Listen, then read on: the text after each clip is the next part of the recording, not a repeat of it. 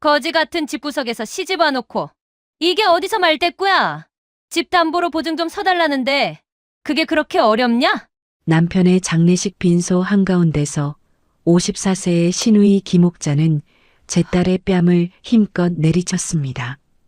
그리고 쓰러진 제 딸 지수의 가방을 뒤져 현금과 금시계를 빼앗아 가더군요. 신우이 김옥자는 명품 사업을 한다는 이유로 제 딸에게 보증을 서달라는 것이었습니다. 그것도 눈물범벅이 된 친정아빠의 장례식장에서 말이죠. 죽은 남편의 영정사진 앞에서 그 광경을 지켜보는데 저는 심장이 쿵쾅거려 숨이 막히고 손끝이 떨렸습니다. 그런데 더 끔찍했던 건 사위는 멍하니 서 있었고 시어머니는 옆에서 웃고 있었다는 거였어요.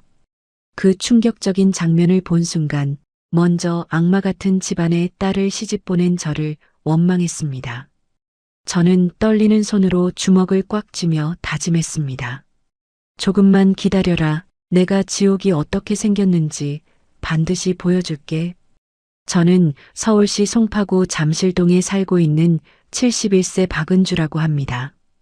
지금부터 제가 직접 겪은 딸 가진 부모로서 정말 가슴 아픈 이야기지만 악마 같은 시댁 인간들을 처절하고 통쾌하게 응징하고 지옥으로 보내버린 한편의 드라마 같은 기가 막힌 제 인생 이야기를 들려드리려고 합니다. 사연 시작 전 구독 버튼을 꾹 눌러주세요. 여러분의 오늘 하루가 조금 더 행복한 하루가 되실 거예요. 43년 전 제가 28살 때였어요. 남편과 함께 서울 중랑구 면목동 시장 한 구석에 태산 세탁소라는 작은 가게를 열었습니다. 그때만 해도 저희 부부는 새벽 5시에 일어나 밤 11시까지 쉬지 않고 다리미를 잡았고 손가락 마디마디가 뜨거운 스팀에 부어오르는 고통을 견디며 딸 하나를 키워냈죠. 하지만 저는 그저 세탁소 주인으로만 살지 않았습니다. 저는 남편과 함께 모은 돈으로 강남 부동산에 투자를 했고 지금은 그 부동산이 150억이 넘는 가치를 지니게 되었어요. 그뿐만이 아니었습니다. 저는 부동산을 담보로 태산홀딩스라는 건설 회사를 설립했고 남몰래 강남 빌딩을 소유한 자산가가 되어 있었죠. 물론 이 모든 것을 딸 지수도 사위 태진이도 그 누구도 몰랐습니다. 아버지의 유언대로 아무리 돈이 많아도 정직하고 겸손하고 검소하게 살아야 하는 그저 시장 세탁소 주인으로만 살아왔으니까요. 그런데 남편이 심장마비로 세상을 떠난 뒤로 제 인생은 견딜 수 없는 외로움에 잠겨버렸습니다. 혼자 남은 세탁소 철제 문을 열고 닫을 때마다 남편의 빈자리가 가슴을 찢어놓는 것 같았고 저녁이면 텅 빈 식탁 앞에 앉아 국 한 그릇을 떠먹다가 숟가락을 놓고 울음을 삼키는 날들이 계속되었어요. 그래서 결심했습니다. 딸 지수 가까이에서 살면서 손주들 얼굴이나 보며 남은 여생을 보내자고요. 하지만 그 결정이 제 인생에서 가장 끔찍한 지옥문을 여는 열쇠가 될 줄은 그때만 해도 꿈에도 몰랐습니다. 남편의 장례식이 치러지던 날이었습니다. 장례식장 빈소 앞에는 하얀 국화꽃이 놓였고 남편의 영정사진 속 인자한 미소가 저를 내려다보고 있었어요. 저는 상복을 입고 영정 앞에 무릎을 꿇은 채 마지막 인사를 올리고 있었죠. 바로 그 순간이었습니다. 사위 태진의 누나이자 제 딸 지수의 시누이인 54세 김옥자가 빈소 한가운데로 성큼성큼 걸어 들어오더니 손에 서류 뭉치를 들고 제 딸 지수 앞에 던지듯 내밀었습니다. 옥자의 목소리는 빈소 전체에 울려 퍼질 만큼 날카로웠어요. 지수야, 보증서에 사인 좀 해줘라. 내가 명품 도매 사업 확장하는데 홍콩에서 이번 달 안에 물건 받아야 한단 말이야. 이번에 대박 나면 내가 이자는 제대로 쳐서 줄 테니까 너희 친정엄마네 집 담보 좀 잡아서 보증 한 번만 좀 서줘. 이번 거래 성사되면 우리 집안 대박 나는 거 알지? 옥자의 말투에는 협박과 위협이 뒤섞여 있었고 제 딸 지수는 고개를 저으며 형님, 그건 제가 어떻게 할 수 있는 부분이 아니에요. 아버지 유산인데 어떻게 함부로 담보를 잡히냐고요. 라고 떨리는 목소리로 대답했습니다. 거지 같은 집구석에서 시집와 놓고 이게 어디서 말대꾸야? 집 담보로 보증 좀 서달라는데 그게 그렇게 어렵냐? 그 순간 신우이 옥자의 얼굴이 일그러지며 손이 번쩍 올라갔고 그 순간 찰싹 하는 소리가 빈소를 가르며 울려 퍼졌고 제 딸 지수의 귀걸이가 그 충격으로 바닥에 튕겨 나갔습니다. 옥자가 제 딸 지수의 뺨을 있는 힘껏 후려친 거였어요. 지수는 그 자리에서 비틀거리다 바닥에 주저앉았고 하얀 뺨에는 선명한 손자국이 빨갛게 부어올랐습니다. 저는 영정 앞에서 그 광경을 목격하는 순간 심장이 쿵하고 내려앉는 것 같았고 손끝이 차갑게 식어가는 걸 느꼈어요. 입술을 질끈 깨물었지만 몸이 얼어붙어 움직일 수가 없었습니다. 옥자는 거기서 멈추지 않았습니다. 바닥에 쓰러진 지수의 가방을 낚아채 뒤지기 시작했고 그 안에 있던 현금 뭉치 200만 원과 친정아버지의 유품인 금시계를 꺼내 자기 가방에 쑤셔 넣으며 이건 내가 오늘 네 뺨 때린 수고비로 가져간다. 사업하는데 좀 보탰어야겠어. 라고 뻔뻔하게 외쳤어요. 조문객들은 숨을 죽인 채 그 광경을 지켜보고 있었고 빈소는 순식간에 아수라장이 되어버렸습니다. 그때였습니다. 사위 태진의 어머니이자 제 안사돈인 73세 조여사가 지팡이를 짚으며 천천히 다가왔어요. 조여사는 바닥에 주저앉아 뺨을 부여잡고 있는 지수를 내려다보더니 차갑고 날카로운 목소리로 말했습니다. 지수야, 신우이 말 좀 들어라. 어차피 세탁소에서 번 돈인데 때 묻은 냄새나는 돈 불려주겠다는 거잖니? 우리 옥자가 이번 명품 거래로 대박 나면 너희한테도 좋은 거잖아. 보증 하나 서주는 게 며느리 도리 아니겠어? 조 여사의 말투는 마치 당연한 걸 요구하는 것처럼 태연했고 그 눈빛에는 제 딸을 한없이 깔보는 멸시가 가득했습니다. 저는 그 순간 가슴 한가운데가 쩍하고 갈라지는 것 같은 고통을 느꼈고 주먹을 꽉 쥐었다 폈다를 반복하며 끓어오르는 분노를 억누르고 있었어요. 사위 태진이는 그 광경을 보고도 아무 말도 하지 않았습니다. 아니, 오히려 장인의 영정 앞에서 소주잔을 들이키며 낄낄거리고 있었어요. 태진이는 지수의 어깨를 거칠게 밀치며 누님이 급하다는데 마누라가 왜 이리 뻣뻣해?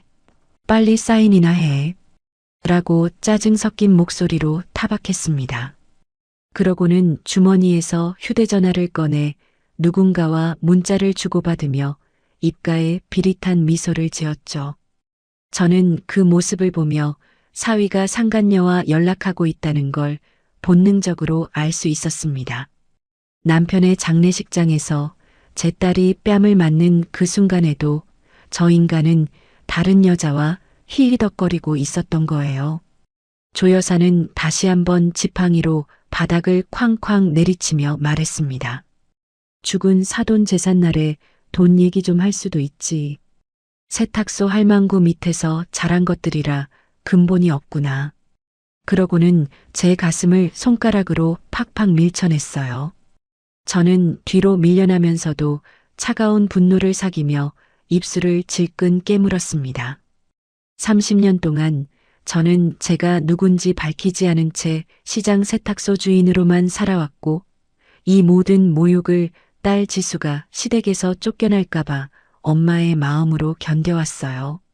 하지만 이제 더는 참을 수 없었습니다. 제 딸의 부어오른 뺨을 보는 순간 30년간 쌓아왔던 인내의 한계가 쾅 하고 무너져 내리는 파열음을 들었고 온몸이 차갑게 식어가는 걸 느꼈습니다. 저는 천천히 허리를 꼿꼿이 펴고 일어났습니다. 그리고 30년간 단 한 번도 직접 연락하지 않았던 태산홀딩스 최 실장에게 전화를 걸었어요. 전화기 너머로 최 실장의 침착한 목소리가 들려왔습니다. 회장님, 무슨 일이십니까? 저는 떨리는 목소리를 가다듬으며 쩌렁쩌렁하게 명령했습니다. 최 실장, 지금 당장 태산의 모든 법적 권한을 가동해. 사위 김태진 이사 해임하고 김옥자 명품숍 지금 즉시 강제 집행 들어가. 전화기 너머로 최 실장의 대답이 또렷하게 들려왔어요. 알겠습니다, 회장님. 즉시 진행하겠습니다. 옥자는 제 전화 통화를 듣고도 코웃음을 치며 말했습니다. 뭐야, 그 눈깔은? 노인네가 노망이라도 났어? 내일 아침까지 인감 안 챙겨오면 내 딸년 얼굴 내가 박살낼 거니까 알아서 해. 옥자는 그렇게 말하고는 기세등등하게 빈소를 나갔고 조 여사는 흩어진 조이금, 봉투 몇 개를 슬쩍 자기 품에 챙기며 비웃음을 날리고는 아들 태진과 함께 사라졌습니다. 저는 쓰러진 제 딸 지수를 안아 일으키며 30년간 감춰온 저의 힘을 보여주려고 합니다. 그리고 저들을 세상에서 가장 비참한 벌레로 만들어버리겠다고 죽은 남편의 영령 앞에 조용히 맹세했습니다. 그날 밤 병원 영안실 차가운 의자에 앉아있던 저는 지난 27년을 떠올리지 않을 수 없었습니다. 사실 이 모든 건 딸 지수가 시집을 간 그날부터 시작되었어요. 27년 전 지수가 21살에 김태진과 결혼식을 올렸을 때만 해도 저는 희망에 부풀어 있었죠. 지수가 결혼한 해가 1998년이었어요. 사위 김태진이 건설회사 대리로 일하고 있다는 말에 우리 딸이 이제 고생 안 하고 살 수 있겠다 싶었으니까요. 하지만 결혼식이 끝나고 패백을 드리러 시댁에 갔을 때 안사돈 조 여사가 저를 보는 눈빛에서 저는 이미 불길한 예감을 느꼈습니다. 조 여사는 제가 건넨 패백 상자를 받지도 않은 채 코를 벌름거리며 말했어요. 세탁소 스팀 냄새가 옷에 밴 것 같네요. 사돈 어른, 거실 들어오지 마시고 현관에 계세요. 명절 때도 마찬가지고요. 그 말을 듣는 순간 제 얼굴이 화끈거리며 뜨거워졌고 손끝이 차갑게 식어가는 걸 느꼈습니다. 하지만 저는 아무 말도 하지 못했어요. 딸이 시집살이 잘하려면 친정 엄마가 기죽지 말아야 한다는 걸 알면서도 제 입에서는 네, 알겠습니다. 라는 말밖에 나오지 않았죠. 그날 이후로 명절 때마다 저는 조 여사 집 현관 신발장 옆에 서서 몇 시간씩 서 있어야 했고 화장실을 가고 싶어도 참으며 다리가 저려오는 고통을 견뎌야 했습니다. 그러던 결혼 3년째 되던 해 추석이었어요. 지수가 시댁에서 20명이 넘는 식구들 차례상을 혼자 차리고 있을 때였죠. 저는 현관에서 기다리다가 몰래 부엌으로 들어가 딸을 도우려 했습니다. 하지만 조 여사가 부엌 문을 벌컥 열고 들어오더니 지팡이로 제 등을 탁 하고 쳤어요. 누가 들어오라고 했어요? 사돈 어른 손 탄 음식 먹으면 우리 집안 채통이 어떻게 되는지 알아요? 당장 나가요. 조 여사의 목소리는 차갑고 날카로웠고 저는 등을 움켜쥐며 부엌을 나와야 했습니다. 그날 밤 집에 돌아와 거울을 보니 등에 시퍼런 멍이 들어 있었고 저는 그 멍을 어루만지며 소리 없이 눈물을 흘렸습니다. 하지만 진짜 지옥은 거기서부터 시작이었어요. 지수가 결혼한 지 5년쯤 지났을 때 남편이 병원에 입원했다는 연락을 받았습니다. 급성 맹장염이었죠. 저는 황급히 지수에게 전화를 걸어 아빠가 수술하신다. 병원에 와줄 수 있겠니? 라고 떨리는 목소리로 말했어요. 하지만 전화 너머로 들려온 건 지수의 울먹이는 목소리였습니다. 엄마, 나 지금 못 가. 시어머니가 오늘 친구들 개모임이 있으니까 이 실크 원피스 다려놓으라고 해서. 지수의 말이 채 끝나기도 전에 뒤에서 조 여사의 날카로운 목소리가 들렸어요. 노인네 죽는 게 대수냐? 빨리 다림질이나 해. 전화는 뚝 끊겼고 저는 병원 복도 차가운 의자에 주저앉아 남편 수술실 불빛만 멍하니 바라보고 있었습니다. 그로부터 또 몇 년이 흐른 뒤 남편의 병이 더 악화되었어요. 무릎 연골이 다 닳아서 인공관절 수술을 받아야 했는데 수술비가 500만 원 정도 필요했죠. 저는 세탁소 금고에 모아둔 돈을 꺼내 봉투에 담았고 지수에게 전화를 걸어 잠깐 나와줄 수 있겠니? 아빠 수술비 좀 전해주려고 라고 말했습니다. 지수는 시댁 근처 카페로 나왔고 저는 떨리는 손으로 봉투를 건넸어요. 그런데 그 순간 카페 문이 벌컥 열리더니 옥자가 들어왔습니다. 옥자는 지수 손에 든 봉투를 낚아채더니 뜯어보고는 비릿한 웃음을 지었어요. 500만 원? 지수야, 이거 내 명품숍 인테리어 비용에 보태야겠다. 너희 친정 돈은 어차피 세탁소 찐 냄새나는 푼돈이잖아. 저는 그 순간 심장이 쿵 하고 내려앉는 것 같았고 입술을 질끈 깨물었지만 아무 말도 할 수 없었습니다. 지수는 형님, 그건 우리 아버지 수술비예요. 돌려주세요.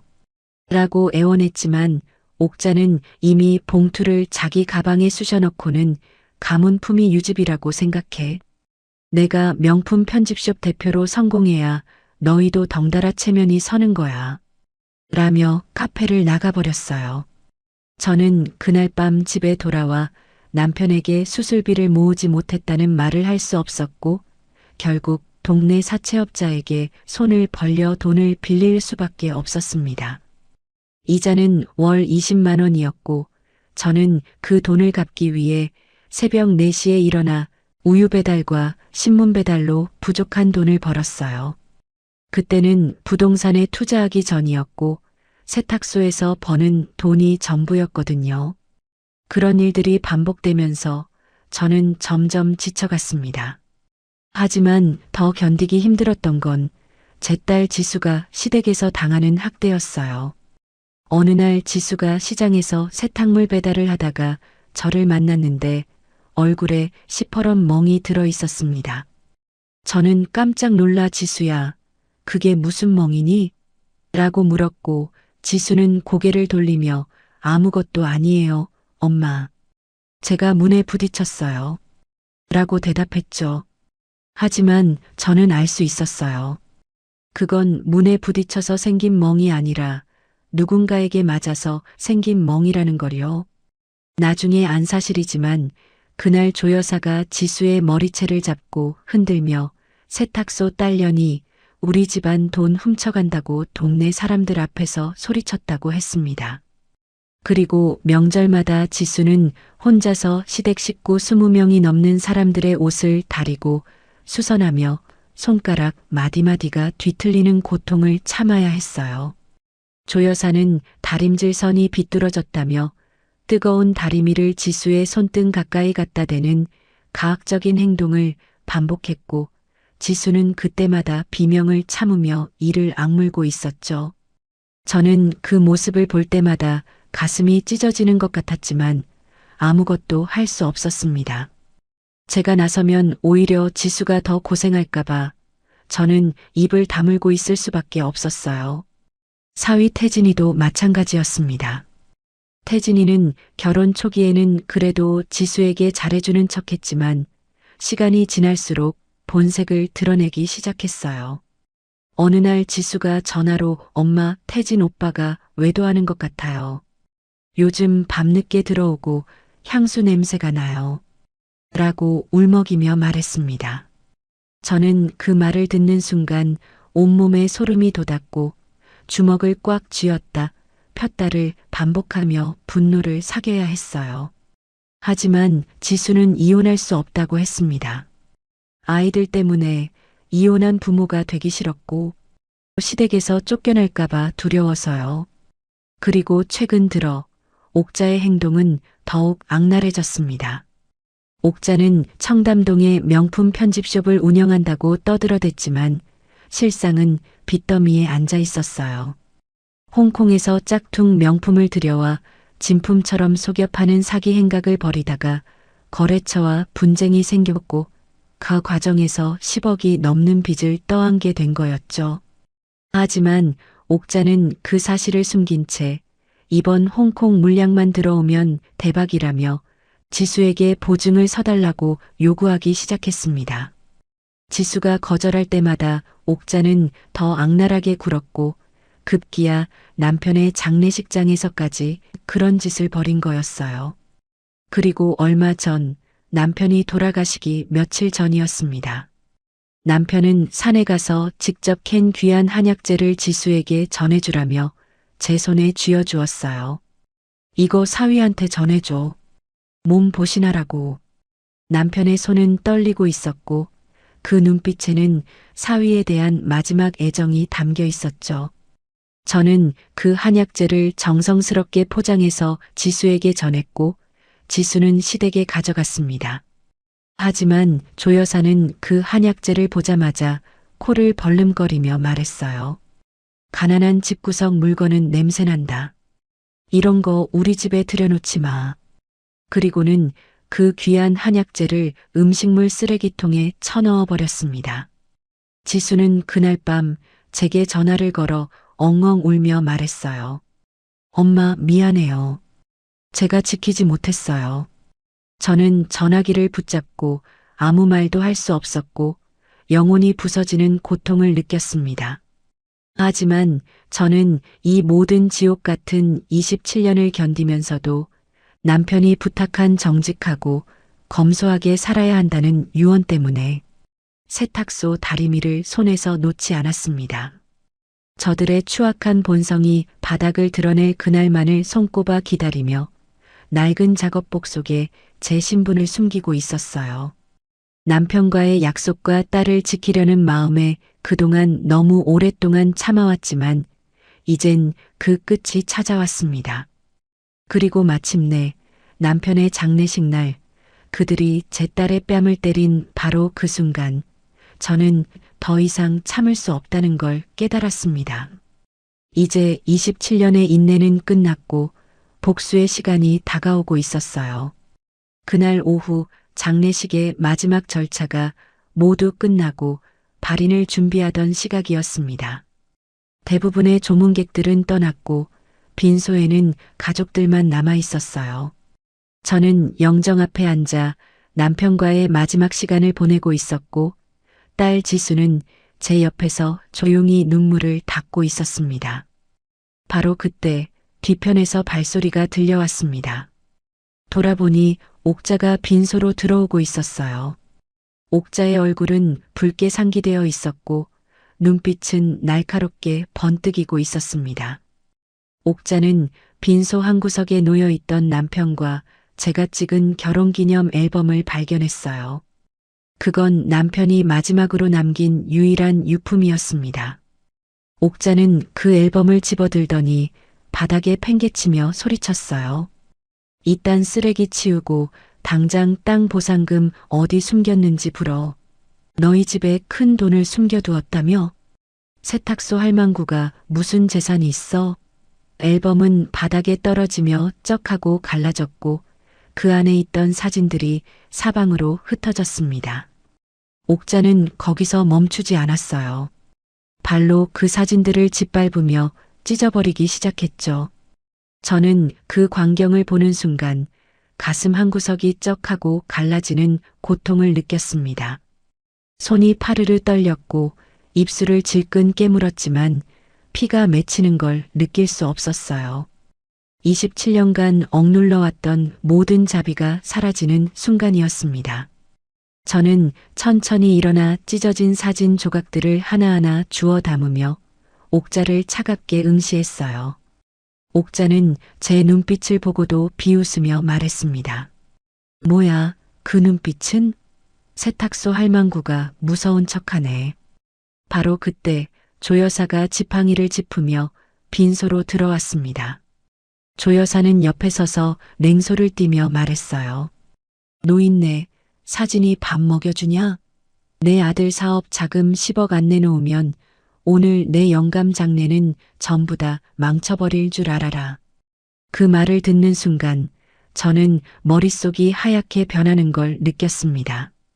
장례를 망쳐버린다? 죽은 남편의 마지막 안식처까지 건드리겠다는 거였어요. 천륜을 어기는 폐륜의 끝을 보는 순간이었죠. 저는 차갑게 식은 눈으로 그들을 응시하며 나지막이 말했습니다. 그래. 이제 정말 끝낼 때가 됐네요. 당신들 일주일 안에 가진 모든 걸 잃게 될 거예요. 제 목소리는 떨리지 않았고 오히려 얼음처럼 차가웠습니다. 옥자는 킥킥거리며 미친 거 아냐? 라고 비웃었지만 저는 더 이상 그들을 보지 않았어요. 상복을 벗고 준비해둔 가방으로 향했습니다. 발인이 끝나고 저는 장례식장을 나섰습니다. 옥자와 조 여사의 조롱하는 웃음소리가 뒤에서 들렸지만 저는 뒤돌아보지 않았어요. 장례식장 주차장으로 나가자 최 실장이 운전하는 검은색 제네시스 고급 자동차가 대기하고 있었습니다. 최 실장은 차에서 내려 제 앞에 무릎을 꿇으며 말했습니다. 회장님, 모든 준비 완료되었습니다. 저는 차에 올라타며 천천히 물었어요. 최 실장, 그동안 준비한 것들 언제 실행 가능한가요? 최 실장은 차분하게 대답했습니다. 회장님, 사실 지난 6개월간 모든 법적 절차를 준비해 왔습니다. 김태진 씨의 횡령 증거 수집, 김옥자 씨의 채권 확보, 법원 강제 집행 신청까지 모두 완료되었고요. 다만 회장님의 최종 승인만 기다리고 있었습니다. 저는 창밖을 바라보며 물었습니다. 실행하는데 얼마나 걸리나요? 최 실장이 즉시 대답했어요. 일주일이면 충분합니다. 김태진 씨의 승진 파티가 일주일 후로 예정되어 있는데 그날이 가장 효과적일 것 같습니다. 많은 사람들 앞에서 그들의 실체를 드러내는 거죠. 저는 고개를 끄덕이며 말했습니다. 좋아요. 일주일 후 그날로 정하세요. 차는 강남 대치동으로 향하고 있었습니다. 저는 차창 밖으로 펼쳐지는 도심을 바라보며 지난 27년을 떠올렸어요. 남편과 함께 시장 구석에서 시작했던 작은 세탁소, 새벽부터 밤까지 다리미를 잡으며 모았던 돈, 그 돈으로 산 대치동 땅 그리고 그 땅 위에 세운 태산홀딩스, 모든 것이 파노라마처럼 스쳐 지나갔습니다. 최 실장이 설명을 이어갔습니다. 회장님, 사위 김태진 씨는 현재 태산건설 이사로 재직 중이지만 지난 3년간 법인 자금 8억 원을 횡령한 정황을 확보했습니다. 더욱더 충격적인 건 불륜을 저지르고 있는 것도 포착되어 있었는데 회사 돈으로 상간녀 명의로 아파트를 구입했습니다. 자금과 리스 차량 비용이 모두 회사 돈으로 확인되었고 이미 검찰에 고발 준비를 마쳤습니다. 저는 조용히 물었어요. 그 아파트와 차량 회수 가능한가요? 최 실장은 자신 있게 대답했습니다. 물론입니다. 법률팀이 이미 준비를 완료했습니다. 일주일 후 그날 파티 시작 2시간 전에 법원 집행관과 함께 강제 집행 들어갑니다. 상간녀도 함께 퇴거 조치됩니다. 저는 다음 질문을 던졌어요. 옥자의 명품숍은요? 최 실장이 서류를 펼치며 설명했습니다. 김옥자 씨가 지난 2년간 홍콩 업체로부터 받은 10억 원 상당의 물품 대금, 그 최종 채권자가 회장님의 태산금융법인입니다. 이미 6개월 전부터 법적 절차를 진행했고 일주일 후가 바로 강제 집행일입니다. 청담동 명품숍, 강남구 논현동 소재 대저택, 그리고 명의로 된 모든 차량과 예금 계좌가 그날 한꺼번에 압류 처리됩니다. 저는 그 말을 듣는 순간 입가에 차가운 미소가 번졌습니다. 옥자는 자신이 빌린 돈의 주인이 누구인지 꿈에도 몰랐을 거예요. 제가 27년간 준비해온 이 순간을 그들은 전혀 예상하지 못했던 거죠. 사실 저는 단순한 부자가 아니었습니다. 태산홀딩스의 실소유주이자 사위 김태진이 이사로 있는 태산건설, 그 회사의 진짜 건물주이자 최대 주주가 바로 저였어요. 저는 최 실장에게 조용히 말했습니다. 최 실장, 김태진이 상간녀에게 준 아파트와 리스 차량, 회사 자금 횡령 자산으로 즉각 회수 조치하세요. 그 상간녀도 같이 길바닥에 쳐넣어요. 단 한 명도 빠져나가지 못하게 해야 합니다. 최 실장은 고개를 숙이며 알겠습니다. 회장님, 이미 준비되어 있습니다. 라고 대답했습니다. 저는 핸드백에서 휴대전화를 꺼내 딸 지수에게 전화를 걸었어요. 전화 너머로 지수의 떨리는 목소리가 들렸습니다. 엄마, 괜찮으세요? 오늘 신우이가 아빠 사진까지 찢어서. 저는 지수의 말을 끊으며 차분하게 말했어요. 지수야, 엄마 지금 어디 있는지 알아? 강남 태산홀딩스 본사로 가고 있어. 일주일만 기다려봐. 엄마가 모든 걸 해결할게. 전화 너머로 지수의 당황한 숨소리가 들렸습니다. 엄마, 그게 무슨 말이에요? 저는 깊게 숨을 들이쉬고 말했습니다. 지수야, 엄마가 왜 27년을 참았는지 일주일 후에 보여줄게. 저 악마들은 이제 죽고 싶어도 못 죽게 될 거야. 차는 태산홀딩스 본사 건물 지하 주차장으로 들어갔습니다. 엘리베이터를 타고 20층 회장실로 올라가는 동안 저는 거울에 비친 제 모습을 보았어요. 27년간 낡은 작업복만 입고 살았던 세탁소 할망구는 사라졌고 그 자리에는 진짜 제 모습이 서서히 고습을 드러내고 있었습니다. 회장실 문이 열리자 비서진들이 일제히 허리를 숙이며 인사했어요. 회장님, 오랜만입니다. 저는 천천히 회장실로 걸어 들어가 창가에 섰습니다. 창밖으로 펼쳐진 강남 도심이 한눈에 들어왔어요. 저 아래 어딘가에서 옥자는 아직도 자신이 승리했다고 믿고 있을 거였습니다. 조 여사는 제 딸을 무시하며 비웃고 있겠죠. 태진이는 상간녀와 문자를 주고받으며 일주일 후 승진 파티를 준비하고 있을 거예요. 하지만 그들은 몰랐습니다. 일주일 후 그날 그들의 모든 것이 무너질 거라는 걸요. 저는 차가운 커피 잔을 들어 올리며 창밖을 바라보며 나지막이 을조렸습니다. 조 여사, 옥자, 김태진. 일주일만 더 기다려봐요. 당신들이 누린 모든 건 내 다리미 밑에서 나온 잡이었다는 걸 이제 똑똑히 알려주지. 최 실장이 뒤에서 조용히 말했습니다. 회장님, 일주일 후 모든 준비를 마치겠습니다. 저는 고개를 끄덕였고 복수를 위한 마지막 일주일이 시작되었습니다. 일주일이 흐른 저녁이었습니다.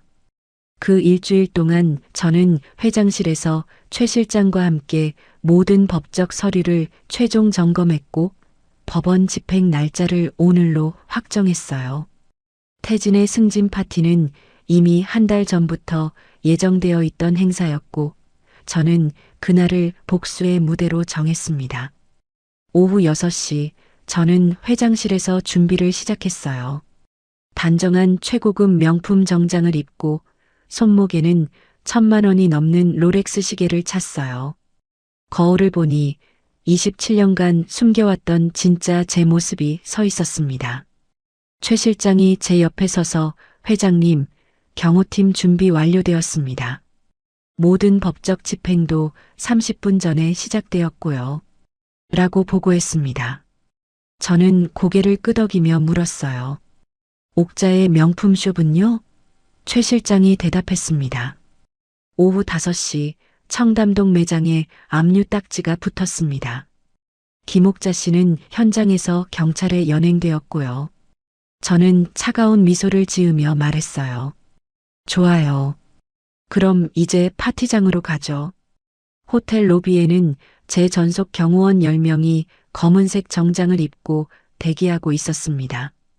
그들은 제가 나타나자 일제히 허리를 숙여 인사했고 저는 천천히 걸어 엘리베이터로 향했어요. 엘리베이터가 3층 연회장으로 올라가는 동안 저는 심장이 두근거리는 걸 느꼈습니다. 떨림이 아니었어요. 27년을 기다려온 이 순간에 대한 기대감이었죠. 연회장 앞에 도착하자 안에서 떠들썩한 웃음소리와 음악소리가 들려왔습니다. 최 실장이 조용히 말했어요. 회장님, 안에 약 80명 정도의 하객이 있습니다. 대부분 태산건설 직원들과 거래처 사람들이고요.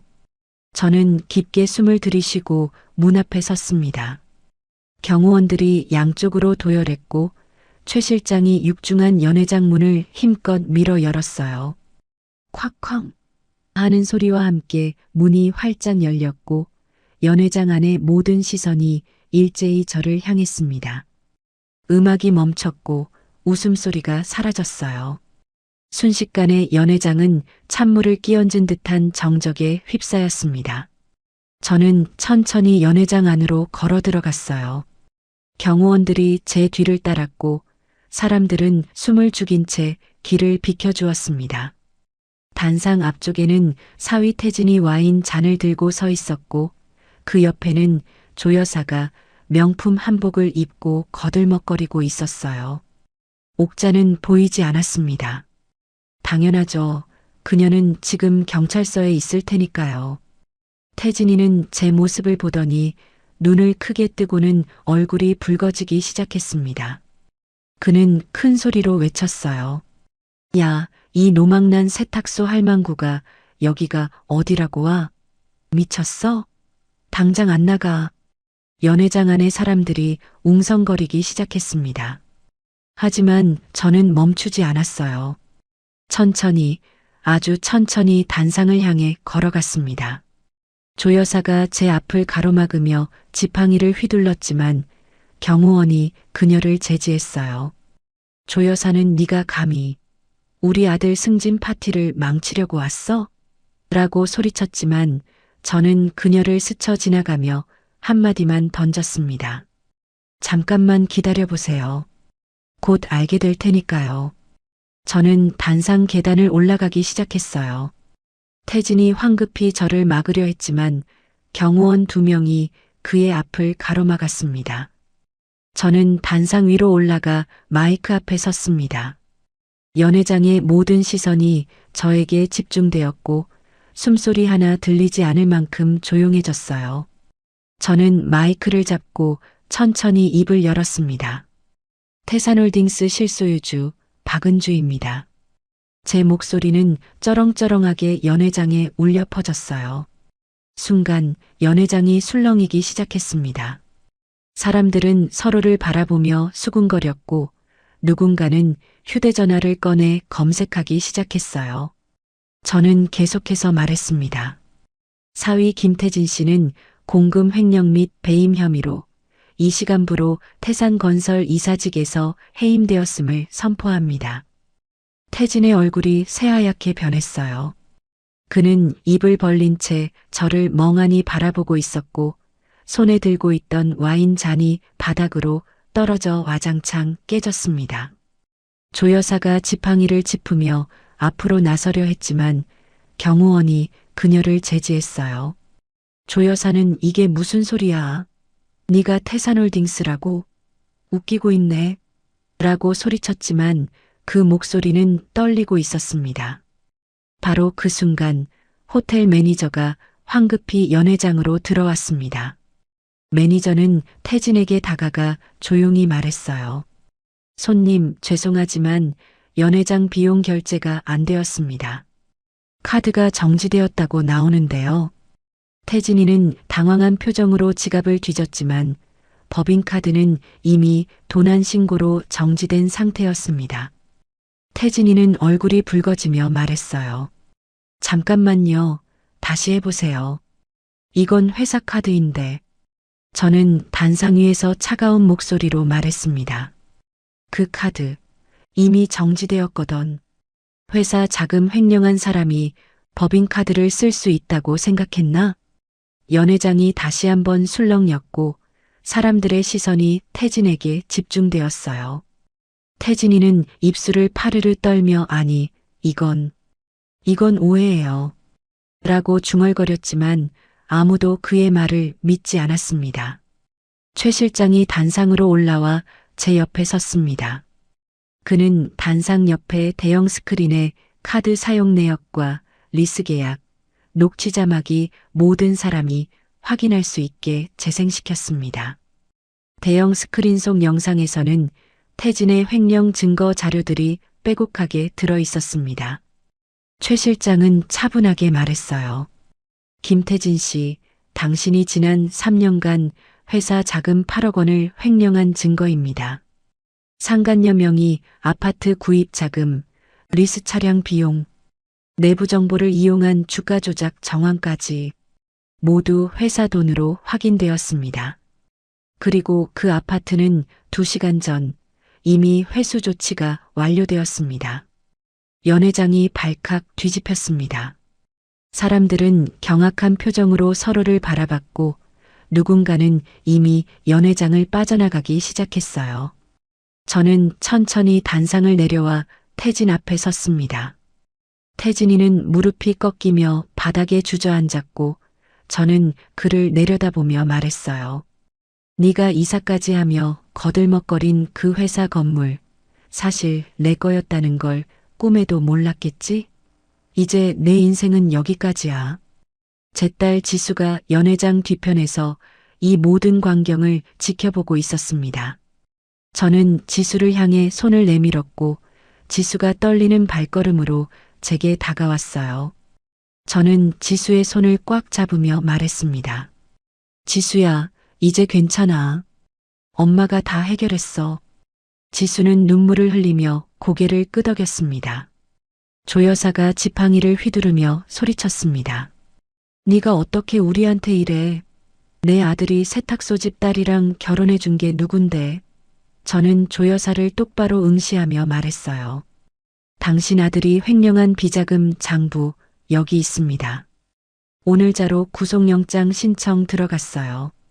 그리고 조 여사, 당신이 며느리 학대한 녹취록도 전부 확보했습니다. 방송국에 이미 제보 들어갔고요. 조 여사의 얼굴이 새하얗게 질렸습니다. 지팡이를 놓치며 바닥에 주저앉았고 입술이 파르르 떨리고 있었어요. 바로 그때 연회장 입구 쪽에서 경찰들이 들어왔습니다. 형사 2명이 태진에게 다가가 수갑을 채우며 말했어요. 김태진 씨, 업무상 횡령, 주가 조작 및 배임 혐의로 긴급 체포합니다. 태진이는 안 돼요. 이건 오해예요. 라고 소리쳤지만 경찰은 그를 강제로 일으켜 세웠습니다. 태진이는 연회장 하객들이 보는 앞에서 비참하게 질질 끌려나갔어요. 조 여사는 벽에 기대선 채 너클 잃은 표정으로 서 있었고 연회장은 아수라장이 되어버렸습니다. 저는 최 실장에게 말했어요. 최 실장, 여기서부터 법대로 처리하세요. 저는 냄새나는 이곳에 더 머물고 싶지 않으니까요. 저는 딸 지수의 손을 잡고 경호원들을 대동하고 당당하게 연회장을 빠져나왔습니다. 뒤에서 조 여사의 경악 섞인 비명이 쩌렁쩌렁 울렸지만 저는 뒤도 돌아보지 않았어요. 엘리베이터 문이 닫히는 순간 저는 비로소 깊게 숨을 내쉬었습니다. 27년간 참아왔던 모든 게 이제 막 시작되고 있었어요. 이건 서막일 뿐이었고 진짜 복수는 지금부터였습니다. 해시태그 그날 밤 저는 딸 지수와 함께 집으로 돌아왔습니다. 지수는 제 손을 꽉 잡은 채 엄마 정말 꿈 같아요. 이게 현실이 맞나요? 라고 떨리는 목소리로 물었어요. 저는 지수의 머리를 쓰다듬으며 말했습니다. 지수야, 이제 시작일 뿐이야. 저들이 진짜 벌을 받는 건 지금부터란다. 그날 밤 저는 잠을 설쳤습니다. 아니, 정확히는 잠을 잘 필요가 없었어요. 27년간 참아왔던 복수가 드디어 시작되었고 제 가슴은 오히려 시원하게 뻥 뚫린 기분이었으니까요. 다음 날 아침 6시 제 휴대전화가 울렸습니다. 최 실장이었어요. 회장님, 아침 조간신문 보셨습니까? 저는 침대에서 일어나 거실로 나갔고 현관 앞에 배달된 신문을 집어들었습니다.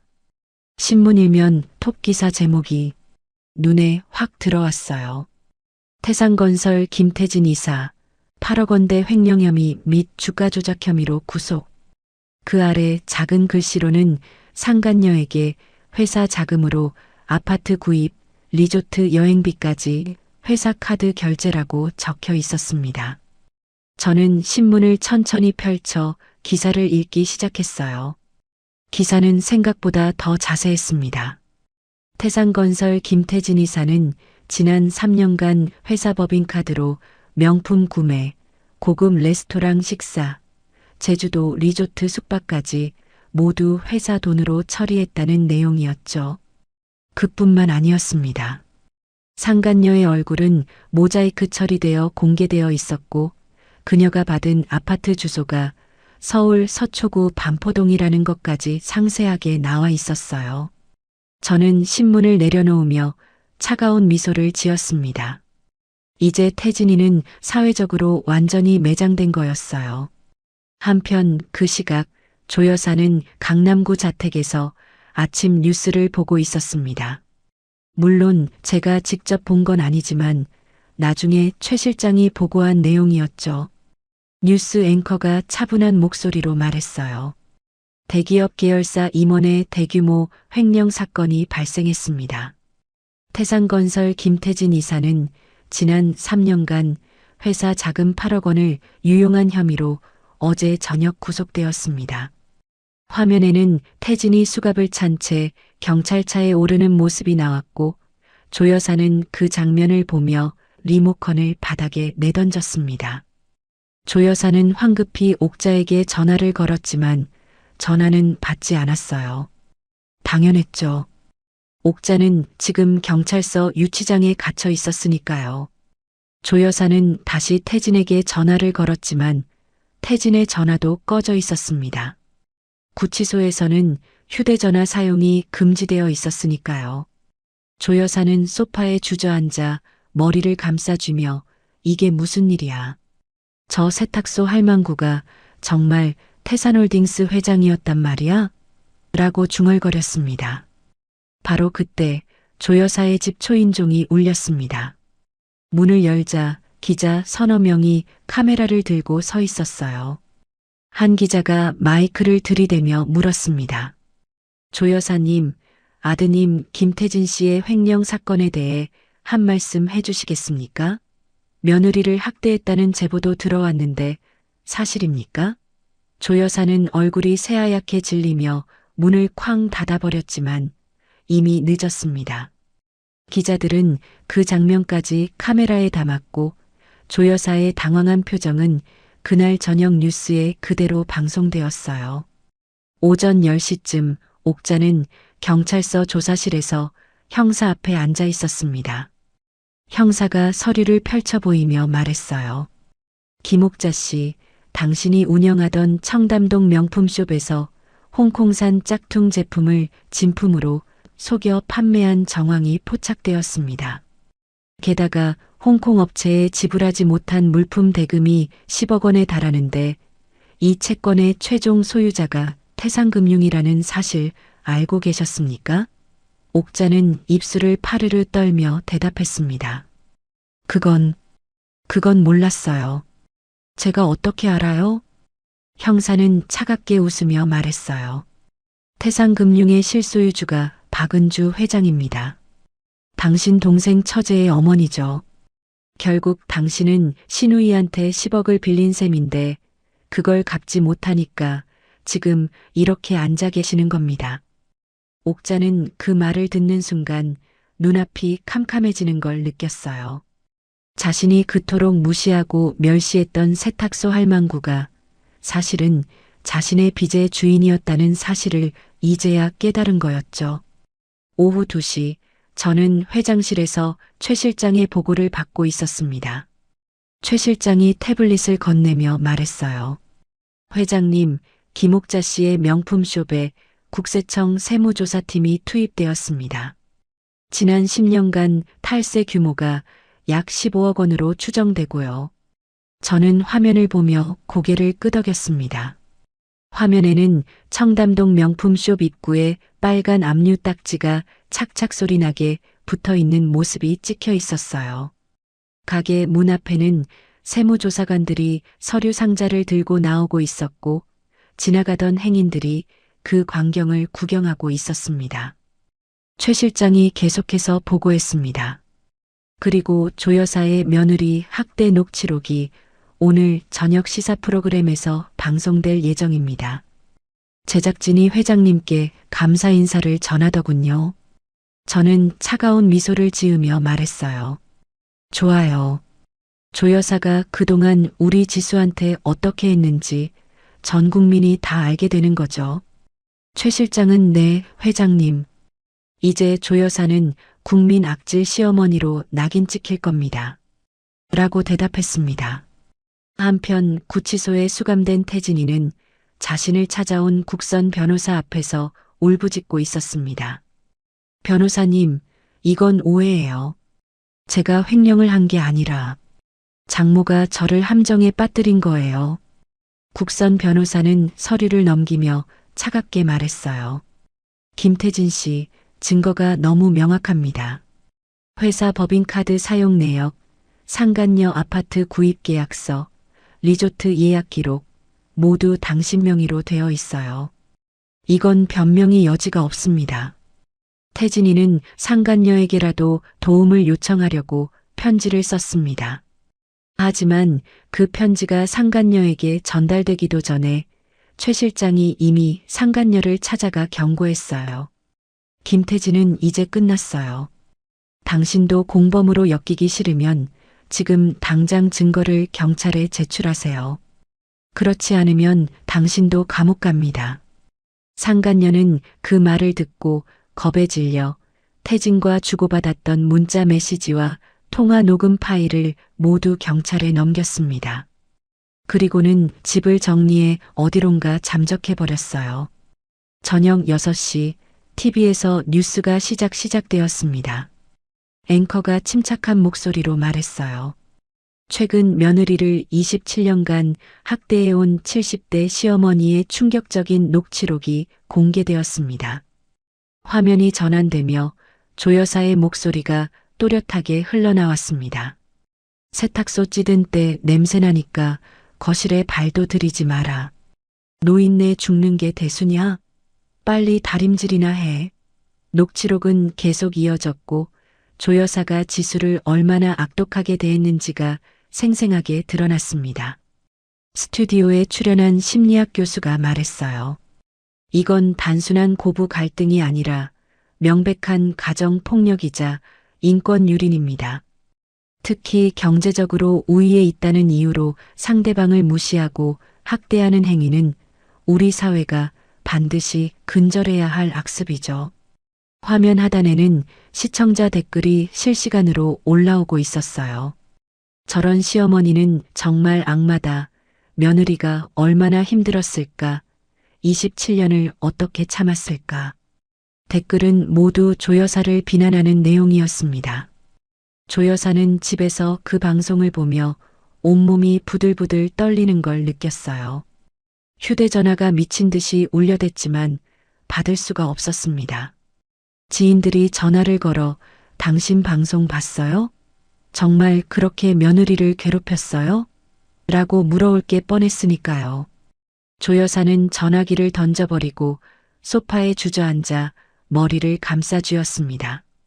옥자는 경찰서 구치소에서 눈물을 흘리고 있었습니다. 청담동 명품숍, 강남 아파트, 명품 가방들이 모두 사라져버렸고 이제 남은 건 10억 빚과 유치장 차가운 바닥뿐이었어요. 다음 날 아침 조 여사는 자택 현관 앞에서 이상한 것을 발견했습니다. 누군가 빨간 페인트로 문 앞에 악질 시어머니라고 큼직하게 써놓은 거였어요. 조 여사는 비명을 지르며 집 안으로 다시 들어갔고 그날 이후로 집 밖으로 한 발짝도 나가지 못하게 되었습니다. 동네 사람들이 손가락질할 게 뻔했으니까요. 저는 회장실 창가에 서서 강남 도심을 내려다보고 있었습니다. 최 실장이 제 옆에 서서 조용히 말했어요. 회장님, 1차 복수가 성공적으로 완료되었습니다. 김태진 씨는 구속 상태이고 김옥자 씨는 사기 및 탈세 혐의로 곧 기소될 예정입니다. 조 여사는 사회적으로 완전히 매장되었고요. 저는 커피 잔을 들어 올리며 말했습니다. 좋아요, 최 실장. 하지만 이건 시작일 뿐이에요. 저들이 진짜로 고통받는 건 이제부터입니다. 저는 창밖을 바라보며 차가운 미소를 지었습니다. 태진이는 지금쯤 구치소 좁은 방에서 후회하고 있겠죠. 옥자는 유치장 차가운 바닥에서 명품 가방을 그리워하고 있을 거예요. 조 여사는 집에 갇혀 세상의 손가락질을 받고 있을 겁니다. 하지만 이건 정말로 시작일 뿐이었어요. 제가 준비한 진짜 복수는 저들의 경제적 기반을 완전히 무너뜨리고 길바닥으로 내모는 거였으니까요. 저는 최 실장에게 말했습니다. 최 실장, 2차 복수 준비하세요.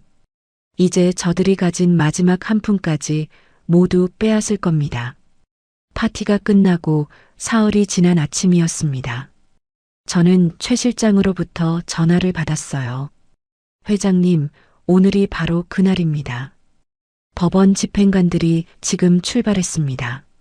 저는 커피를 한 모금 마시며 말했습니다. 알았어요, 최 실장. 저도 직접 가보겠습니다.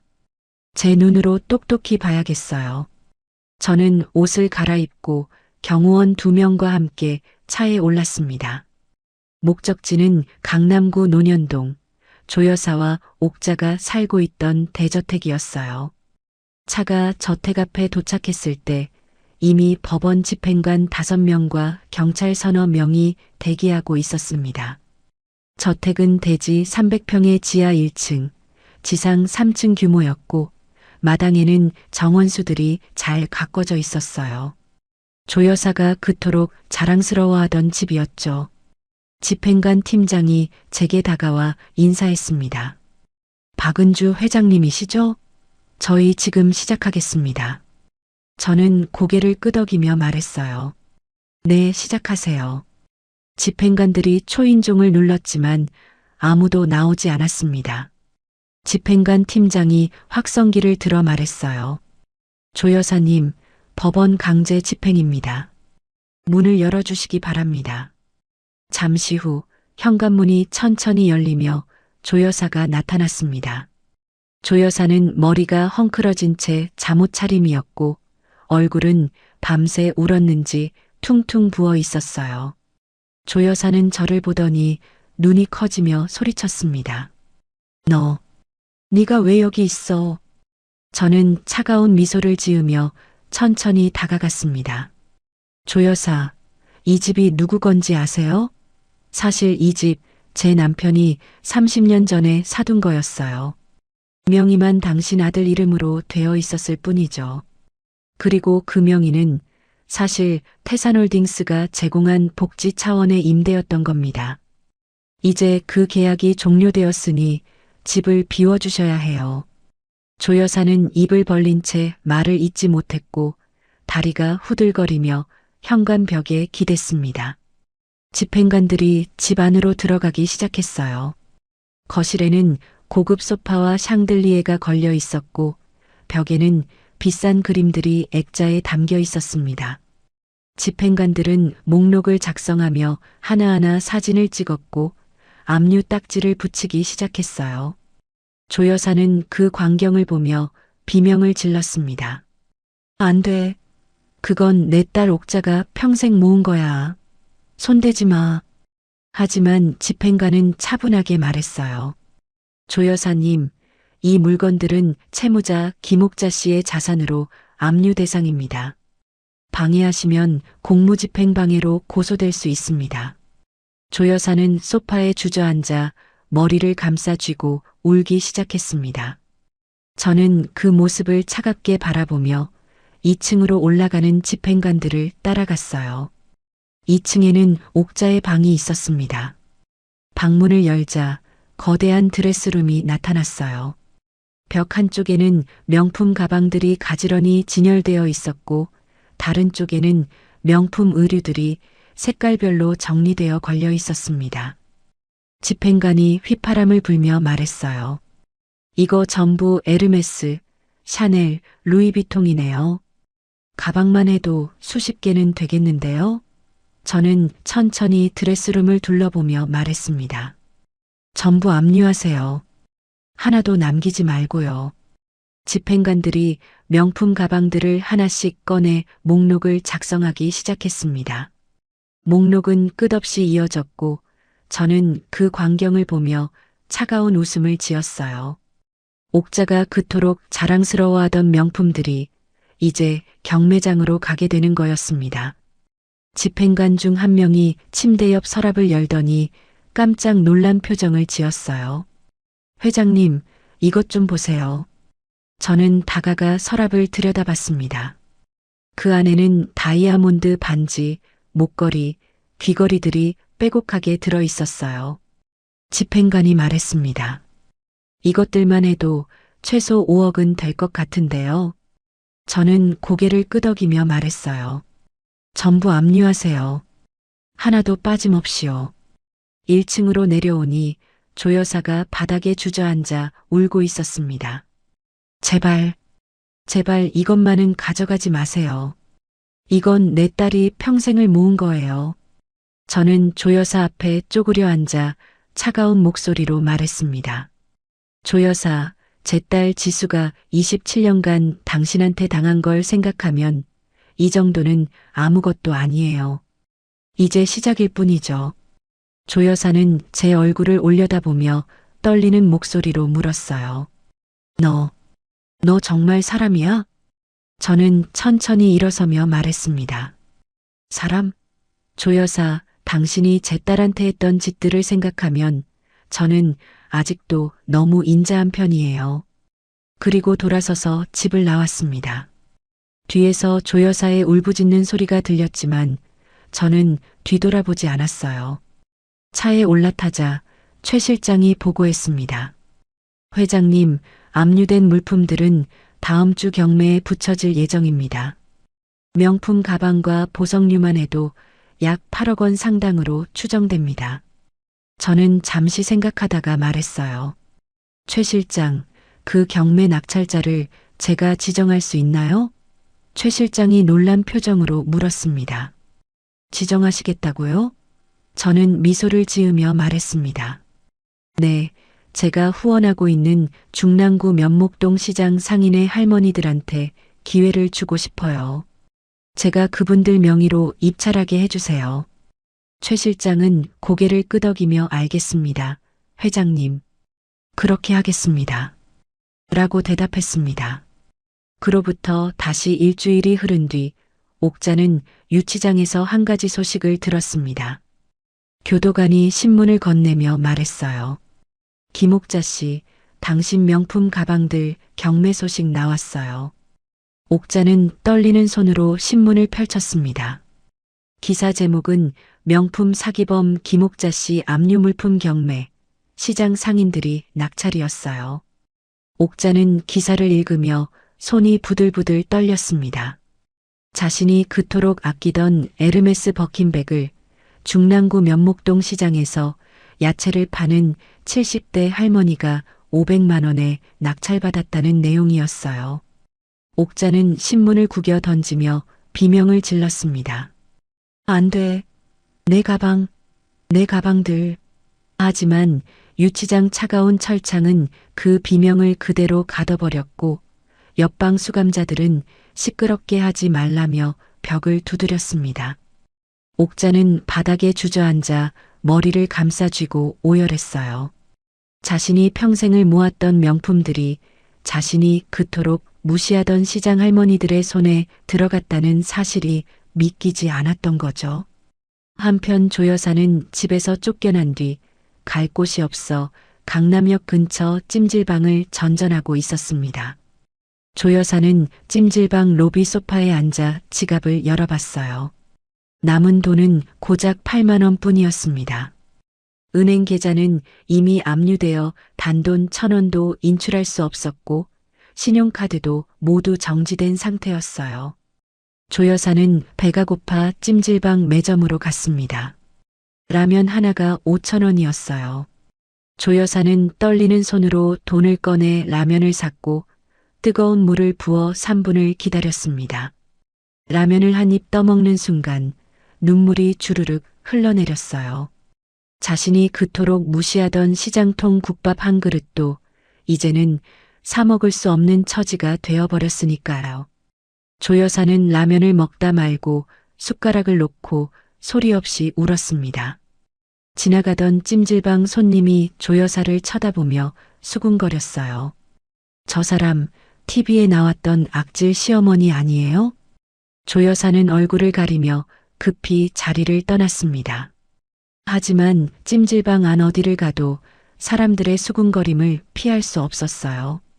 조 여사는 결국 찜질방 구석 수면실로 들어가 이불을 뒤집어 쓰고 몸을 웅크렸습니다. 자신이 평생을 잘 살았다고 자랑하던 인생이 이렇게 비참하게 무너질 줄은 꿈에도 몰랐던 거죠. 그날 저녁 구치소에 수감된 태진이는 면회 온 변호사로부터 충격적인 소식을 들었습니다. 변호사가 서류를 펼쳐 보이며 말했어요. 김태진 씨 상간녀가 검찰에 증거를 모두 제출했습니다. 당신과 주고받은 문자, 통화 녹음, 선물 받은 물품 목록까지 전부요. 이제 공범이 아니라 증인으로 전환되었습니다. 태진이는 그 말을 듣는 순간 눈앞이 캄캄해졌어요. 자신이 그토록 사랑했다고 믿었던 여자가 자신을 배신한 거였습니다. 태진이는 벽을 주먹으로 치며 소리쳤습니다. 어처구니가 없네. 감히 날 배신했어? 변호사는 차갑게 말했어요. 배신이라고 할 것도 없죠. 당신도 부인을 배신했으니까요. 이제 당신은 최소 징역 5년은 각오하셔야 합니다. 횡령죄는 실형이 확정적이거든요. 태진이는 그 자리에 주저앉아 머리를 감싸쥐고 통곡했습니다. 자신의 인생이 완전히 무너져 내리는 소리를 들을 수 있었어요. 며칠 후 저는 회장실에서 기자회견을 열었습니다. 기자들 앞에서 저는 차분하게 말했어요. 태산홀딩스는 강남구 논현동 소재 부지에 독거노인과 시장 상인들을 위한 박은주 사회복지관을 건립할 예정입니다. 기존 건물은 철거되며 복지관 건립 비용은 총 100억 원으로 예상됩니다. 기자들이 일제히 사진을 찍었고 플래시가 터졌어요. 한 기자가 손을 들어 질문했습니다. 회장님, 그 부지가 원래 조 여사 일가가 살던 곳이라고 들었는데 사실입니까? 저는 미소를 지으며 대답했습니다. 네, 맞습니다. 그분들이 살던 집이었죠.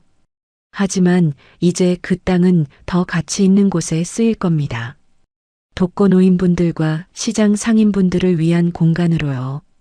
기자들이 박수를 쳤고 저는 고개를 숙여 인사했습니다. 기자회견이 끝난 뒤 최 실장이 제게 다가와 말했어요. 회장님, 조 여사가 이 소식을 들으면 어떤 반응을 보일까요? 저는 창밖을 바라보며 말했습니다. 알고 싶지도 않아요, 최 실장. 다만 한 가지는 확실해요. 조 여사는 이제 자신이 무시하던 그 시장 할머니들이 제 복지관에서 따뜻한 국밥을 먹는 모습을 보게 될 겁니다. 그리고 자신은 그 국밥 한 그릇도 얻어먹지 못하게 되겠죠. 최 실장은 조용히 고개를 끄덕였고 저는 차가운 미소를 지으며 커피를 한 모금 마셨습니다. 그날 밤 찜질방에서 TV를 보던 조 여사는 제 기자회견 영상을 보았습니다. 자신이 살던 집이 헐려서 복지관이 된다는 소식을요. 조 여사는 리모컨을 바닥에 내던지며 비명을 질렀지만 찜질방 관리자가 달려와 조용히 하지 않으면 나가야 한다고 경고했습니다. 조 여사는 입을 다물고 구석으로 물러났지만 가슴속에서는 무언가가 산산조각 나는 소리가 들렸어요. 자신의 자존심이, 명예가, 인생이 모두 부서지는 소리였습니다. 그로부터 며칠이 지난 어느 날 오후였습니다. 저는 회장실에서 서류를 검토하고 있었는데 최 실장이 다급하게 들어왔어요. 회장님, 구치소에서 연락이 왔습니다. 김태진 씨가 면회 신청을 했다고 합니다. 저는 서류에서 눈을 떼지 않은 채 물었습니다. 누구를 만나고 싶다고 했나요? 최 실장이 조용히 대답했어요. 딸 지수 씨를 만나고 싶다고 합니다. 저는 펜을 내려놓고 창밖을 바라봤습니다. 태진이 지수를 만나고 싶어 한다고요? 27년간 지수를 무시하고 학대하고 배신했던 그 남자가 이제 와서 지수를 찾는다니 웃기는 일이었어요. 저는 최 실장에게 말했습니다.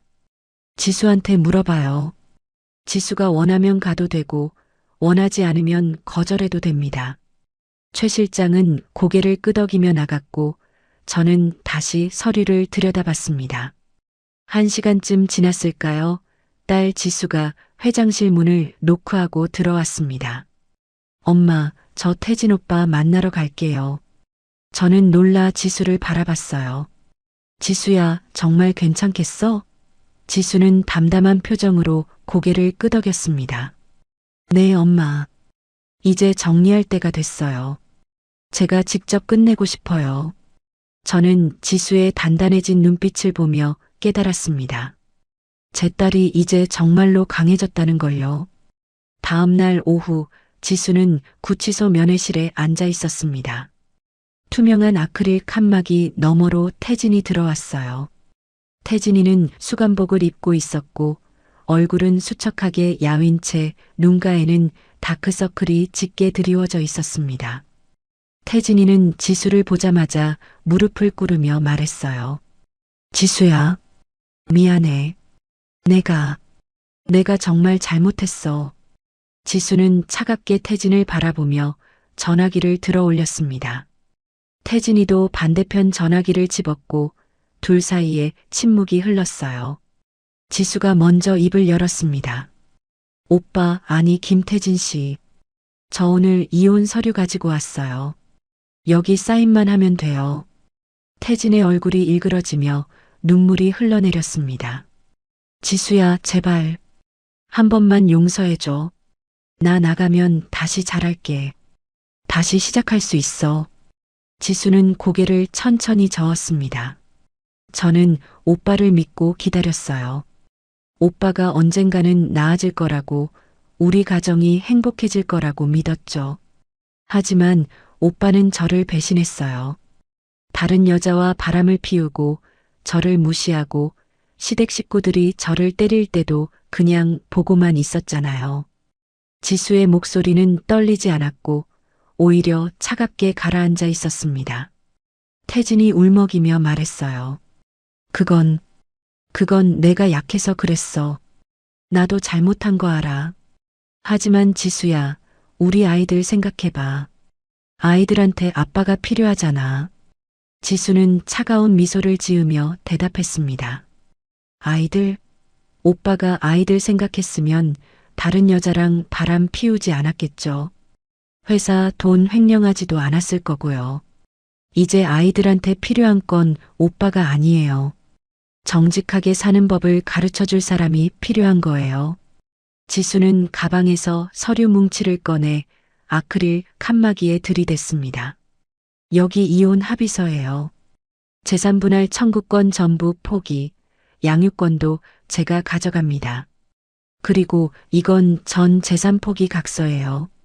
오빠가 사인 안 하면 오빠 외도 상대랑 주고받은 문자 전부 언론에 공개할 거예요. 불법 자금 세탁 증거까지요. 그럼 오빠 형량이 더 늘어나겠죠. 지수의 목소리는 단호했고 태진이는 그 눈빛을 보며 저항할 수 없다는 걸 깨달았습니다. 태진이는 떨리는 손으로 서류에 도장을 찍었어요. 지수는 그 서류를 천천히 집어들고 가방에 넣으며 마지막으로 말했습니다. 김태진 씨, 오빠는 이제 저한테 남이에요. 가족도 인간도 아니에요. 평생 그 죄책감 속에서 살아가세요. 그리고 뒤도 돌아보지 않고 면회실을 나왔습니다. 태진이는 아크릴 칸막이를 주먹으로 치며 지수야, 지수야, 라고 외쳤지만 지수의 뒷모습은 이미 문 밖으로 사라지고 있었어요. 같은 시각 경찰서 유치장에 갇혀있던 옥자에게도 면회객이 찾아왔습니다. 하지만 그건 가족이 아니었어요. 검은 정장을 입은 사채업자 2명이었습니다. 교도관이 유치장 문을 열며 김옥자 씨, 면회 나가세요. 라고 말했고 옥자는 떨리는 다리로 면회실로 나갔습니다. 사채업자 중 한 명이 차가운 미소를 지으며 말했어요. 김옥자 씨, 우리가 누군지 아시죠? 옥자는 얼굴이 새하얗게 질리며 뒤로 물러섰습니다. 사채업자가 계속 말했어요. 10억 빚, 이자까지 합치면 지금 13억이에요. 당신 명품은 다 경매로 넘어갔고 집도 없고 이제 남은 거라곤 당신 목숨뿐이네요. 옥자는 떨리는 목소리로 말했습니다. 저 지금 유치장에 있잖아요. 어떻게 갚아요? 사채업자는 비릿한 웃음을 지으며 대답했어요. 몸으로 때우던가 그건 나가서 생각하세요. 우리는 기다려줄 수 있어요. 대신 이자는 계속 불어나지만요. 옥자는 유치장으로 돌아와 바닥에 주저앉았습니다. 머리를 감싸 쥐고 오열하기 시작했어요. 자신이 평생을 자랑스러워하던 명품들, 아파트, 갤러리, 모든 게 사라졌고 이제 남은 건 13억 빚과 사채업자들의 위협뿐이었습니다. 옥자는 벽에 기대앉아 중얼거렸어요. 내가 왜 저수한테 그랬을까? 동생 마누라한테 왜 그렇게 못되게 굴었을까? 한편 찜질방에 있던 조 여사는 마지막 남은 돈 3만 원으로 무엇을 먹을까 고민하고 있었습니다. 찜질방 매점 라면은 5천 원, 컵밥은 6천 원이었어요. 조 여사는 지갑을 들여다보며 한숨을 쉬었습니다. 바로 그때 찜질방 입구에서 누군가 조 여사를 찾는 소리가 들렸어요. 조 여사님 계세요? 조 여사가 나가보니 구청 사회복지사 2명이 서 있었습니다. 복지사 중 한 명이 조심스럽게 말했어요. 조 여사님, 저희가 어르신 상황을 듣고 왔습니다. 지금 거주지가 없으신 걸로 알고 있는데 임시 거처가 필요하시면 도와드릴 수 있어요. 조 여사는 그 말을 듣는 순간 눈물이 주르륵 흘러내렸습니다. 자신이 평생을 남을 무시하며 살아왔는데 이제는 구청 복지 대상자가 되어버린 거였어요. 복지사가 계속 말했습니다. 그리고 조 여사님, 며느리분이 고소를 취하하셨어요. 학대 혐의로 처벌받지 않으셔도 됩니다. 하지만 며느리분이 한 가지 조건을 제시하셨어요. 앞으로 절대 연락하지 말아달라고요. 조 여사는 그 말을 듣는 순간 무릎이 꺾이며 바닥에 주저앉았습니다. 지수가 자신을 용서한 게 아니라 그냥 존재 자체를 지워버린 거였어요. 며칠 후 저는 최 실장으로부터 최종 보고를 받았습니다. 회장님, 김태진 씨는 징역 6년 확정되었습니다. 김옥자 씨는 사기 및 탈세 혐의로 징역 4년 선고받았고요. 조 여사님은 구청 임시 거처에 입소하셨습니다. 저는 고개를 끄덕이며 말했어요. 그들이 다시는 우리 앞에 나타나지 못하게 해주세요. 최 실장은 알겠습니다, 회장님. 라고 대답했습니다.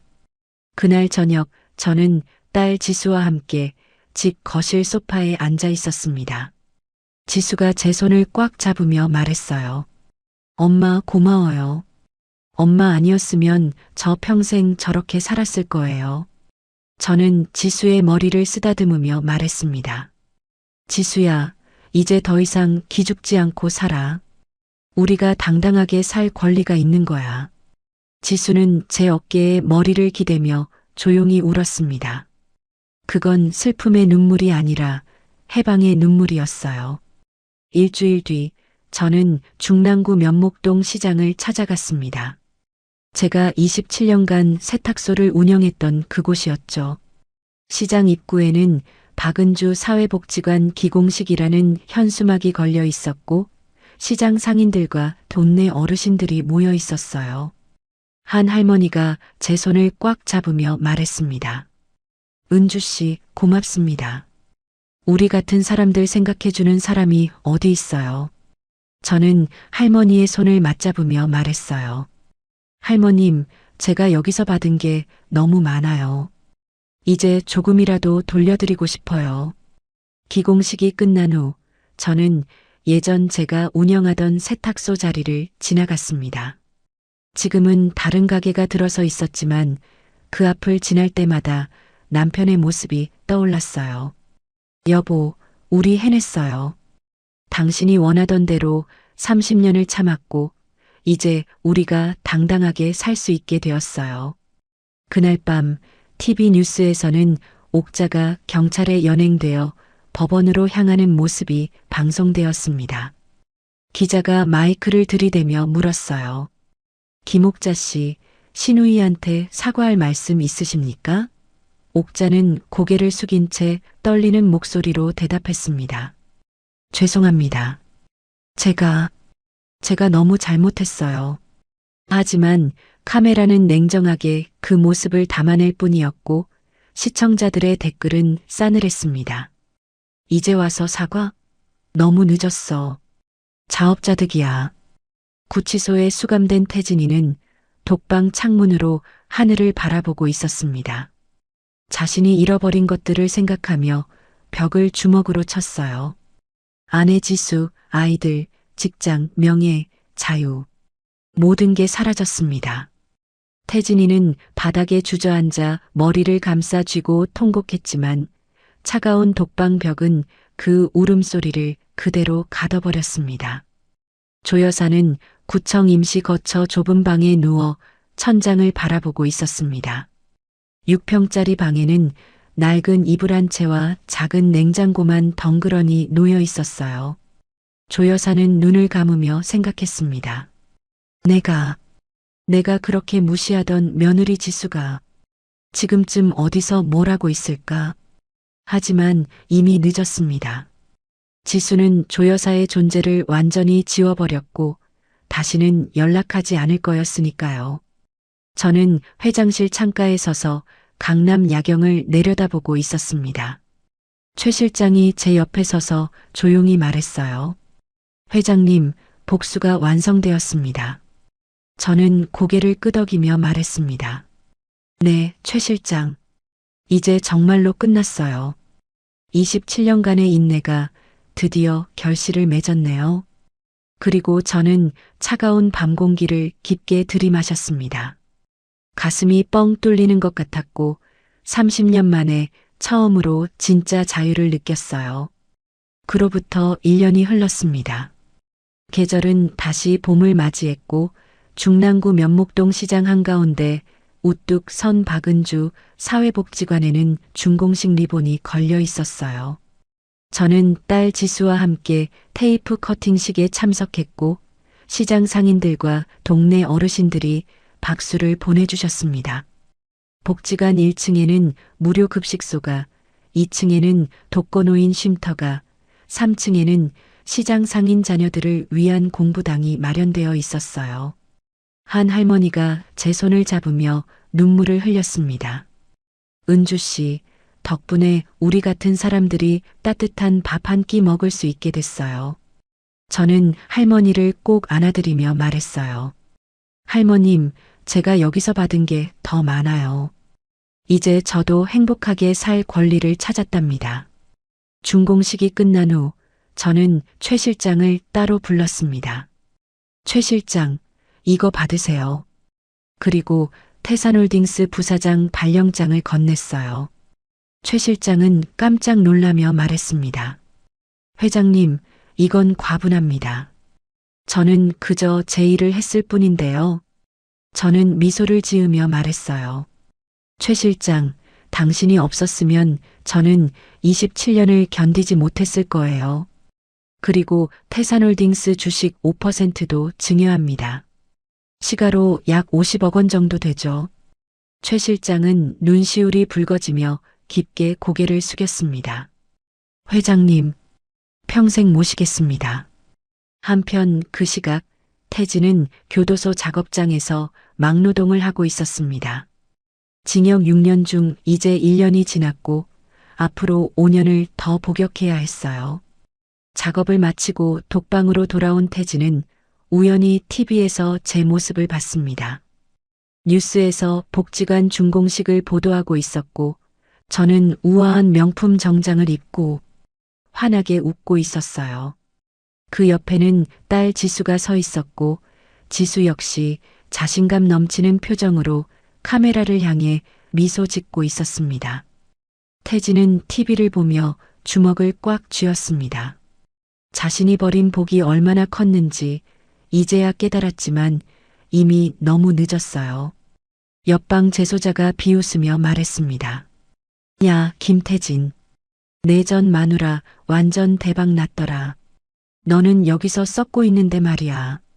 태진은 대답하지 않고 벽을 향해 돌아 누웠습니다.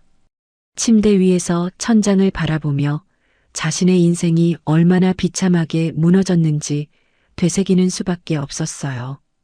옥자는 여자 교도소에서 징역 4년 중 1년을 복역하고 있었습니다. 교도소 식당에서 다른 재소자들과 함께 식사를 하던 옥자는 한 재소자로부터 신문을 건네받았어요. 신문에는 중랑구 면목동 시장 상인들이 명품 가방을 들고 활짝 웃고 있는 사진이 실려 있었습니다. 그건 바로 옥자가 평생 모았던 에르메스, 샤넬 가방들이었죠. 재소자가 킥킥거리며 말했습니다. 야, 내 가방들 시장 할머니들이 메고 다니네. 옥자는 신문을 구겨 던지며 울음을 터뜨렸지만 아무도 위로해주지 않았습니다.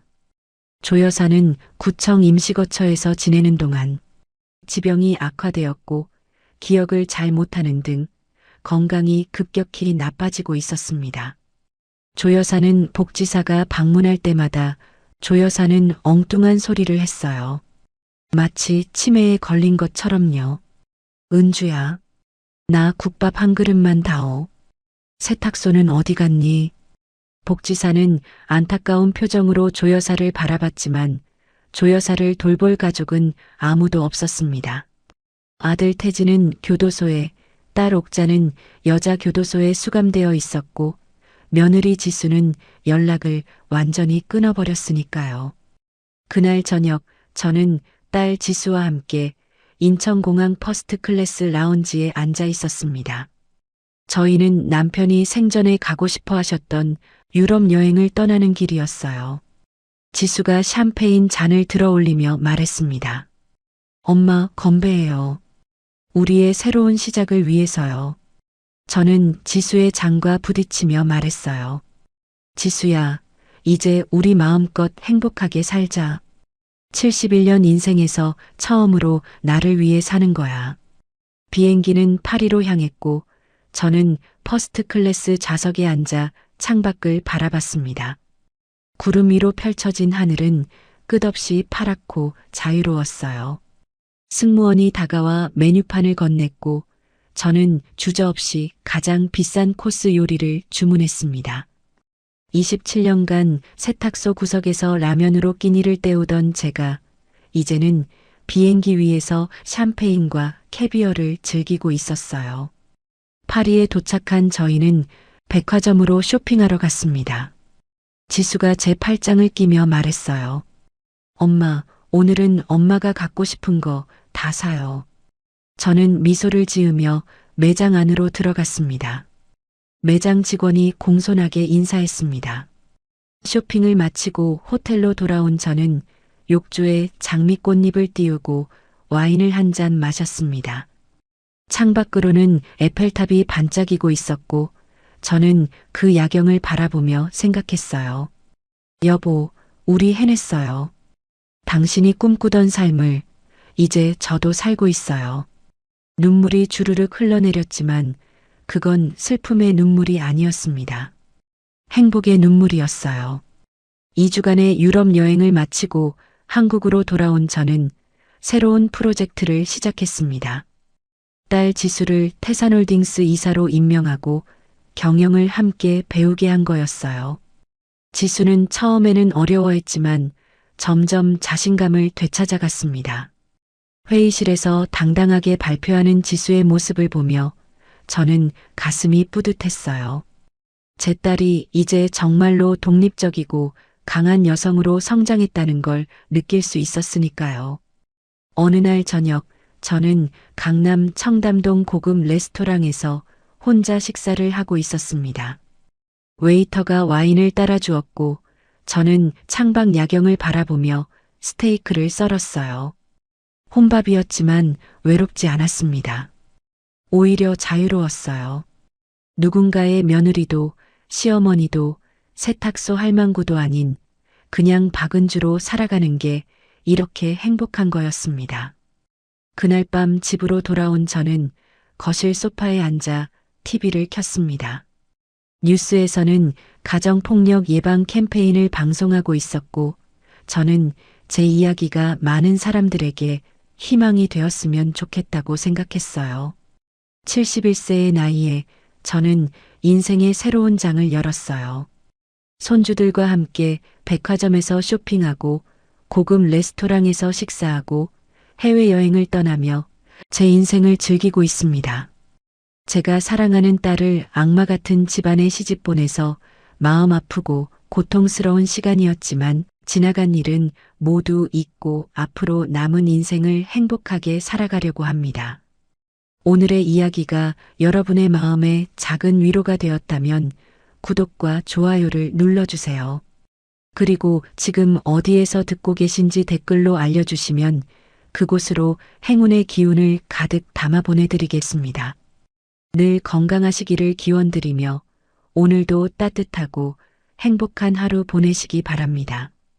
감사합니다.